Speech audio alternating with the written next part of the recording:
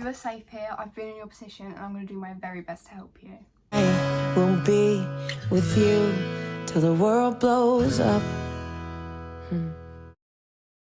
Hi everyone, welcome back to my channel. It has been a while since I have done an eating disorder recovery kind of video.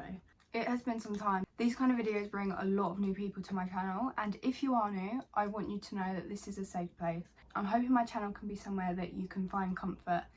I just want to be able to show you and help you in your recovery, because I know what it's like and I'm slowly coming out the other end of it. So if I can do it, you can do it. So this video is going to be my top 10 tips for eating disorder recovery. These are some of the best tips I can give you if you are about to start recovery, you're in recovery and it's getting harder, or you've reached a point in recovery where it feels like it's not going any further. These are my tips for you. I'm also going to speak a little bit from my experience and how these tips help me. So do let me know if this helps you, and if you want to see more videos like this, let me know. I'm just going to get into the first one. So the first tip I have is realising recovery isn't the focus on your body changing. Recovery isn't becoming into a healthier body. Recovering into a healthy body is part of recovery, but I think it's important to realise that you're not recovering just to change your body. You're recovering so that you can get everything back that the eating disorder took from you. I'm sure you know, if you're dealing with an eating disorder, you know that your whole life is stripped from you. And the way to think of recovery is you're getting back everything that you've missed out on. It's not you transforming into this different person because of the way you look. It's you becoming you. You're creating a new version of yourself that isn't controlled around food. It's not controlled about your body image. It's not controlled about like the thoughts that consume, that's making you not even be able to like participate in conversation. It's literally about you creating a version of yourself that is not controlled by it. It may still be there, but you're not controlled by it. And that's also like saying that you need to realise that food isn't the enemy. Food is your medicine. That is one of the biggest things that I could go on about. Food is the medicine. You think that food is going to be the thing that harms you. You think food is going to make your life crumble. Food is going to be your medicine. You have to work with the food and experience it to realise that it's not the end of the world. It's not what you fear. Because whilst food might be what you fear at the moment, that's not why you have an eating disorder. That's not why you're so fearful of it now. And the more you challenge those thoughts by eating different foods, the more you're going to realise that food is not the enemy. My second tip is to trust the process. Right, before you're all like, wow, how cliche. I know what you're all thinking. You're probably thinking, wow, Alicia, so cliche of you to just say trust the process. And trust me, when I had people say it to me, I was like, what am I trusting here? Because I couldn't trust the people around me. I couldn't trust myself. I couldn't trust the eating disorder, even though that's what I was trusting. But once you go into recovery, it's so hard, and it gets harder before it gets easier, but you have to trust that.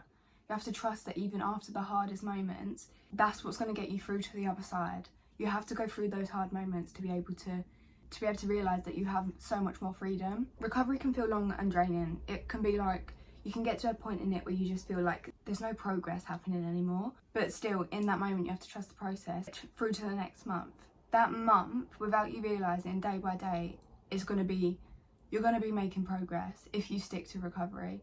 After that month, the next 5 months, soon enough you're going to get to a year and you're going to be like, wow, I really trusted that journey. And then you'll be so thankful that you did. Both of them can be so different. And I'm not talking about how, like, in a month's time, how different you're going to look, or in a year's time, how different you're going to look from your past self. I'm talking about freedom you've had from there to here. Because if you continue every day, it's going to get easier and easier. You have to trust it, because you really don't know.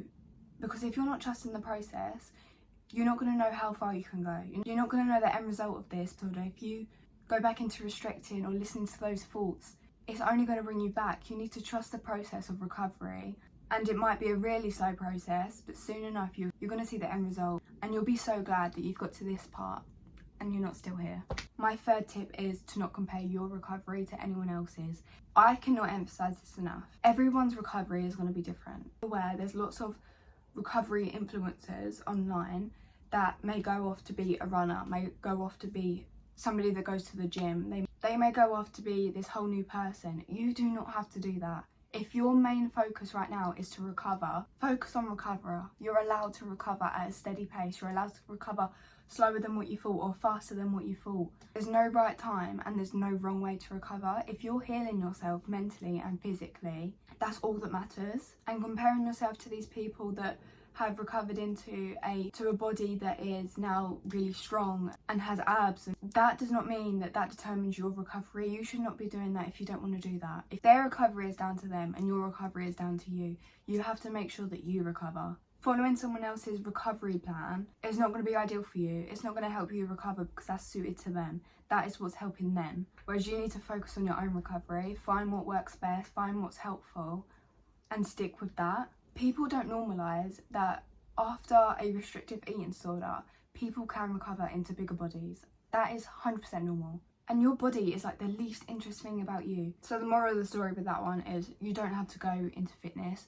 You don't have to go into the world that people glamorise with eating disorder recovery, because your recovery is down to you. As long as you're doing what you need to do for you, that is your recovery, and that is totally okay. Tip number 4 is to set realistic goals and have motivations. And I'm not talking about to have a goal to do with your recovery. I'm talking about a goal that your recovery is going to allow you to do. For me, one of my biggest motivations in my eating disorder recovery is I now want to be a mental health nurse. And I was told by everyone, specifically my mum, she was like, if you're not going to help yourself, how are you going to help other people? That stuck with me because I can't be going and helping, giving advice to people when I can't take that advice myself.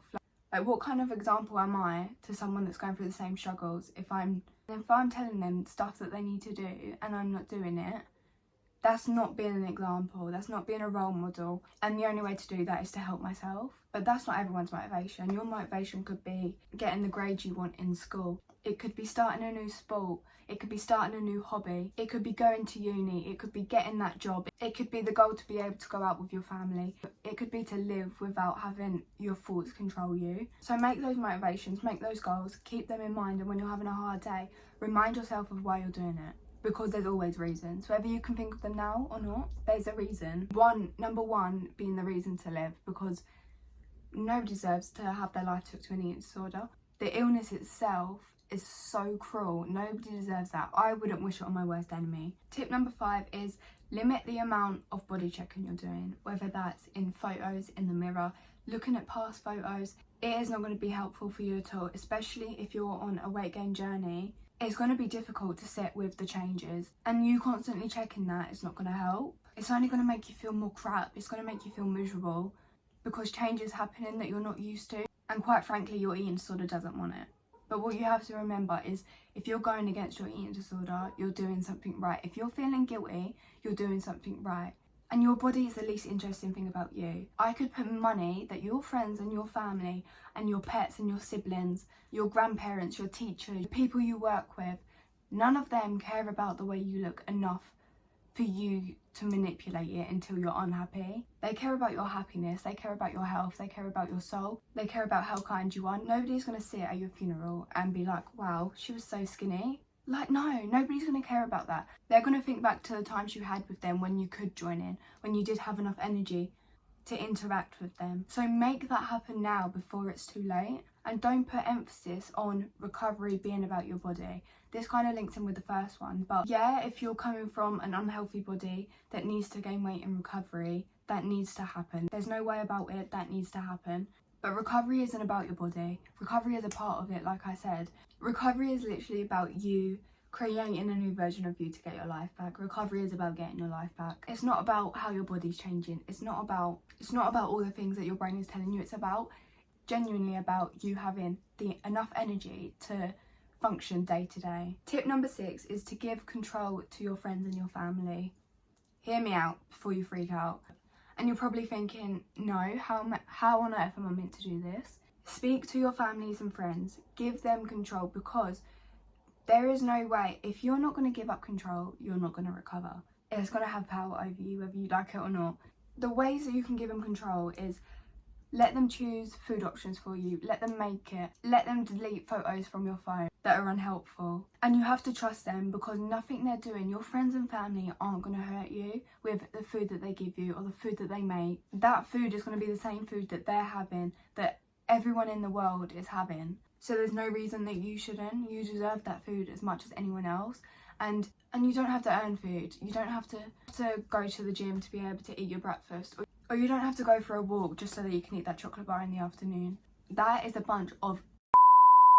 You have an unconditional amount of deserving for food. You need food. Whether you've laid in bed all day or not, Your body needs energy to blink, breathe, pump blood around your body. Your body does so much for you that you actually have no idea about, but I know my body needs food for that, because if it doesn't have the energy to pump my heart or keep my brain going, where am I going to end up? And where are you going to end up? Tip number 7 is to follow therapy and motivational accounts and to unfollow all the unhelpful and triggering accounts. And I know that you watching this all have at least one account on your social medias that you find unhelpful, but you continue to follow them, see their content, and whether that's because you're comparing your recovery to them, recovering yourself, like, that is not going to help you in the slightest. I know on Instagram there is so many accounts that are therapy based and motivational that give you inspiration and motivation to continue. And when you're deep in an eating disorder, it's very easy to get caught up in a bunch of accounts that aren't helpful because the algorithm suits what you're watching, and obviously in that time that is all that your mind is consumed by, so that's all you are watching. But delete those, because they're going to make you feel worse about yourself. There is no benefit into watching or looking at triggering content. You need to recover and you need to bully back the eating disorder because it has bullied you for far too long. Tip number 8 is, in your recovery, eat all different kinds of food, whether that's safe foods, fear foods. Eat your cravings, eat everything that you want to. And I know that's easier said than done, and it's probably one of the hardest tips of them all, because eating foods that you're not used to or foods that eating disorder has told you is wrong, it's going to drive your head mad. But going all in, I don't really like using that phrase. I'm going to go in, eat like a normal person. If you eat like you don't have an eating disorder, it's going to help you recover so much faster. That is one of the best pieces of advice my therapist ever told me. Pretend like you don't, and soon enough you won't. And this is going to help you realise that food is the same. There isn't no bad foods, good foods. Food is the same. Food is the energy source for our bodies. You can see food as making memory. Right now, that is going to help you rewire your brain to realise that food is just food. Like, my old fear foods are no longer fear foods. In fact, they're probably my safe foods. And I would never have believed that if you told me that 2 years ago, a year ago. And that's because I just started introducing them like they were my safe food, because I didn't want to have a fear about certain foods. I didn't want to go to someone's house and then that be the only option, and then there was me freaking out. That's just no. You don't want to live your life like that. Tip number 9 is find new therapeutic ways to deal with your emotions, because let me tell you, recovery can be emotional, and that's an understatement. Recovery can be draining, distressing, it can be uncomfortable, it can be exciting, it can be freeing for you, but find new ways to deal with it. If you start journaling to let go of your emotions rather than take out your emotions on yourself by restricting food, it's going to be so much more helpful for you. It could be listening to music. I know for an uncomfortable feeling in my recovery, if I felt uncomfortable in my body, if I just eaten my dinner and I've gone to bed feeling really full, and as hard as it is, instead of blaming yourself, and don't get me wrong, there were times where I couldn't cope with it, but instead of blaming myself that I've ate too much food, or this is going to change my body, I don't deserve what I've just eaten, or I've lost control, I got myself a hot water bottle, laid it on my stomach, it soothed it so much. It just has that different sensation on you. Okay, tip number 10, and the most important tip in this video that I want you to take with you, you need to get yourself into the mindset that you want to recover. Recovery is a mindset, and with that comes with the actions, come with the feelings. But if you're not in the mindset you want to recover, trust me, I'm speaking from experience. If you're not in the mindset you want to recover, and you're being made to recover from the people around you out of the kindness of their heart, but to you it feels like they're literally betraying you, you are not going to be able to get to a stage in your recovery that you want to be. You're not going to recover. You may recover physically. You're not going to mentally recover from an eating disorder if the people around you are recovering for you. You need to get into the mindset. This is the biggest thing I've realised, that you need to get into the mindset that you want to recover. The only person that's going to be able to recover for you is yourself. If you're not going to put your all into recovery, you're not going to recover, and you need to recover. Only you can do it for yourself, and your future self, your past self is going to thank you. Even if it feels so out of reach right now, I promise you it can happen. If it can happen for me, it can happen for you, because I was adamant that I was going to be like it forever, and here I am. And right now in this moment, you may not want to recover, and that's understandable. Even if you don't want to recover, go with it. Force yourself, pretend like you want to recover. because the more you do it, the more you trust the process, the more you're going to see the benefits of it, and the more freedom you're going to have, the more life you're going to live, and the more realisation you're going to have that recovery is the only way out. So you have permission to allow yourself to recover. Whether you want to or not, get into the mindset that you are going to recover and that you want to get better. So that is all my tips that I have for you today. Obviously I do have so many more tips, and if you do want to see them, let me know in the comments, message me on Instagram, TikTok, and I will get back to you. Let me know. I'm here to help. I want to help. I really hope this helped you, and if it did, like, comment and subscribe, and I will see you all in my next video. I will be with you till the world blows up.